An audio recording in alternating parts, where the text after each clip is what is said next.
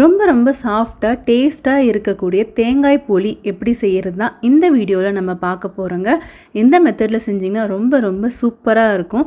டக்குன்னு செஞ்சு முடிச்சிடலாம். வாங்க எப்படி செய்கிறதுன்னு வீடியோக்குள்ளே போய் பார்க்கலாம். வெல்கம் டு சான் சமையல் ரெசிபீஸ். முதல்ல ஒரு பவுலில் 1 கப் அளவு மைதா மாவு எடுத்திருக்கேன். நீங்கள் எந்த கப்பில் வேணாலும் மெஷர் பண்ணிக்கோங்க. அதிலே எல்லாத்தையும் மெஷர் பண்ணிக்கலாம். கூடவே கொஞ்சமாக உப்பு சேர்த்துக்கலாம். மாவுக்கு முதலே உப்பு சேர்த்து நம்ம பிசையும் போது போலி நல்லாயிருக்கும். கூடவே மஞ்சத்தூள் சேர்க்க போகிறோம். மஞ்சத்தூள் சேர்க்கும் போது பார்த்திங்கன்னா அந்த போலியோட கலர் பார்த்திங்கன்னா ரொம்ப சூப்பராக இருக்கும். இல்லைனா கொஞ்சம் வெள்ளையாக இருக்கிற மாதிரி இருக்கும். இப்போ ஒரு குழிக்கரண்டி அளவுக்கு எண்ணெய் சேர்த்துக்கிறேன். எண்ணெய் வந்து சன்ஃப்ளவர் ஆயிலாகவே சேர்த்துக்குங்க. இது காய்ச்சி சேர்க்கணும்னு இல்லை, வெறும் எண்ணெயை அப்படியே சேர்த்துக்கலாம். எல்லாத்தையும் ஒரு முறை நல்லா கலந்து விட்டுக்கலாம். இப்போது எந்த கப்பால் மைதா எடுத்தோமோ அதில் 1/2 கப் அளவு தண்ணி எடுத்திருக்கேன். தண்ணி கொஞ்சம் கொஞ்சமாக சேர்த்து நல்லா பிசைஞ்சு விட்டுக்க போகிறோம். மைதா பார்த்திங்கன்னா தண்ணி வந்து நல்லாவே இழுக்குங்க. நீங்கள் வந்து ரொம்ப சப்பாத்தி மாவு பதத்துக்கு பிசையக்கூடாது. அதை விட கொஞ்சம் அதிகமாகவே தண்ணி ஊற்றி பிசையணும். எப்போவுமே போலி பார்த்திங்கன்னா நல்லா இந்த மாவு குழ குழன்னு நம்ம பிசைஞ்சாதான் போலி வந்து ரொம்ப சாஃப்டாக இருக்கும். இல்லைன்னா ஒரு மாதிரி முறப்பாக இருக்கும். ரொம்ப சாப்பிடும்போது ரஃப்பாக இருக்கிற மாதிரி இருக்கும். இப்போ நல்லா பிசைஞ்சாச்சு. பிசைஞ்சிட்டு பிறகு பார்த்திங்கன்னா கடைசியாக ஒரு 3 ஸ்பூன் அளவுக்கு எண்ணெய் சேர்த்து நல்லா கலந்து விடணும். அப்போ தான் வந்து இது நல்லா காஞ்சி போகாமல் ரொம்ப சாஃப்டாக இருக்கும்.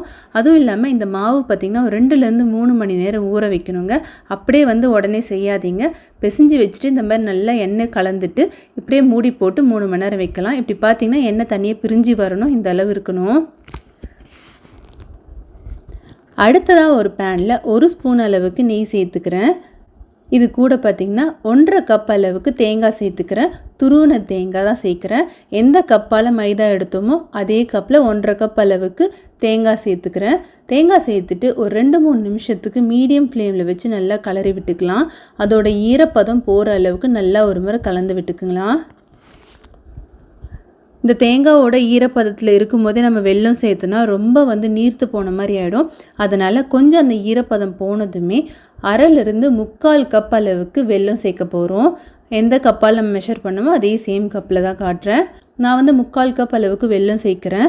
இதுவே வந்து ஸ்வீட் பார்த்திங்கன்னா ரொம்ப கரெக்டாகவே இருந்தது. கொஞ்சம் எக்ஸ்ட்ராவாகவே இருந்தது. இதுக்கு மேலே நீங்கள் ஸ்வீட் சேர்த்திங்கன்னா ரொம்ப ரொம்ப தித்திப்பாகிடும். அதனால் வெல்லம் பார்த்து சேர்த்துக்கோங்க. இப்போ இந்த தேங்காயும் வெல்லமும் நல்லா ஒன்றோட ஒன்று மிக்ஸ் ஆகணும். இந்த வெல்லம் ஃபுல்லாக கரையணும். இப்போ இது கூடவே 2 ஏலக்காய் தட்டி வச்சுருக்கேன். அதையும் இதோட சேர்த்துக்கலாம். உங்கள்கிட்ட ஏலக்காய் பொடி இருந்துச்சுன்னா அதை கூட நீங்கள் சேர்த்துக்கலாம். சேர்த்துட்டு ஃப்ளேம் நல்லா லோ பண்ணிக்கோங்க. இல்லைனா அடி பிடிச்ச மாதிரி ஆகிடும்.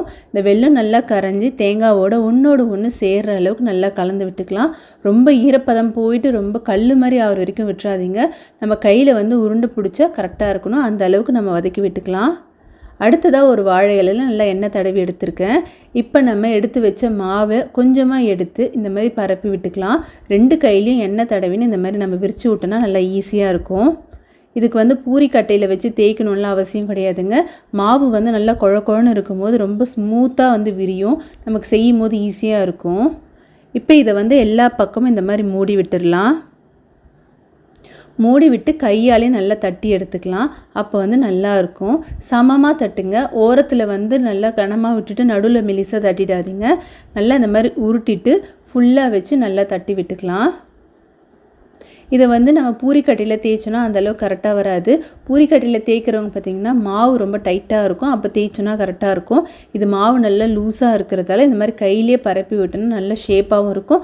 நமக்கு சாப்பிடவும் சூப்பராக இருக்கும். இந்த மாவில் அங்கங்கே ஓட்ட விழாத அளவுக்கு நல்லா பொறுமையாக தட்டிக்கலாம். ரொம்பவும் மெலிசாக தட்ட வேணாம், ரொம்பவும் கனமாகவும் தட்ட வேணாம். ஓரளவுக்கு மீடியம் ஷேப்பில் தட்டிக்கலாம். இப்போது தோசை கல்லில் நம்ம போட்டு எடுத்துக்க போகிறோம். இதை வந்து கையில் எடுத்து தனியாக போட்டாலும் ஓகே. இல்லைனா வாழை இலையை இப்படி வச்சு நீங்கள் எடுத்திங்கன்னா ஈஸியாக வந்துடும். ஏன்னா ஆல்ரெடி நம்ம வாழை இலையில் எண்ணெய் தடவி வச்சதால் நம்ம இப்படி தட்டும் போதே ரொம்ப ஈஸியாக வெளில வந்துடும். இப்போ சுற்றி நம்ம நெய் சேர்த்துக்கலாம். உங்களுக்கு நெய் சேர்க்க வேண்டாம்னா நீங்கள் எண்ணெய் கூட சேர்த்துக்கலாம். சேர்த்துட்டு ஒரு 2-3 நிமிஷத்துக்கு அப்புறம் திருப்பி போட்டு நல்லா வேக வச்சு எடுத்துக்கலாம். இந்த மேல் மாவு வெந்தால் மட்டும் போதுங்க. உள்ளே ஆல்ரெடி நம்ம தேங்காய் வெல்லம் எல்லாம் நல்லா வெந்த பதத்தில் இருக்கும். மேல் மாவு வேகிறது மட்டும்தான் இதில் நமக்கு பார்க்கணும். அது கலர் சேஞ்ச் ஆனதுமே நீங்கள் எடுத்துடலாம். ரொம்ப நேரம் விட்டிங்கன்னா கலர் ரொம்ப மாறிடும். லைட்டாக வந்து 2 நிமிஷத்துக்கு அப்புறம் திருப்பி போட்டுக்கலாம். திருப்பி போட்டு கலர் வர வரைக்கும் விட்டு எடுத்தோன்னா ரொம்ப சூப்பராக இருக்கும். இது சாப்பிடவும் ரொம்ப சாஃப்டாக இருக்கும். 2லேருந்து 3 நாள் வரைக்கும் வெளியில் வச்சே நீங்கள் சாப்பிட்லாம். இல்லை ஒரு வாரம் வரைக்கும் வேணும்னா நீங்கள் ஃப்ரிட்ஜில் வச்சு கூட சாப்பிட்லாம். ரொம்ப சூப்பராக இருக்கும். ஃப்ரிட்ஜில் வச்சுட்டு எப்போ உங்களுக்கு தேவையோ அப்போ வெளியில் எடுத்து சூடு பண்ணி சாப்பிட்டிங்கன்னா ரொம்ப சூப்பராக இருக்கும். இந்த போலி செய்கிறது பார்த்திங்கன்னா ரொம்பவே ஈஸி, கஷ்டம்லாம் கிடையாது. மாவு ரெடி பண்ணி வச்சுட்டு உள்ளே பூர்ணம் ரெடி பண்ணால் ரொம்ப ஈஸியாக செஞ்சு எடுத்துடலாம். பார்த்திங்கன்னா சூப்பரான தேங்காய் போலி ரெடி ஆகிடுச்சு. இந்த வீடியோ உங்களுக்கு பிடிச்சிருந்தா ஃப்ரெண்ட்ஸ் அண்ட் ஃபேமிலியோட ஷேர் பண்ணிக்கோங்க. மறக்காமல் சேனலை சப்ஸ்கிரைப் பண்ணிக்கோங்க.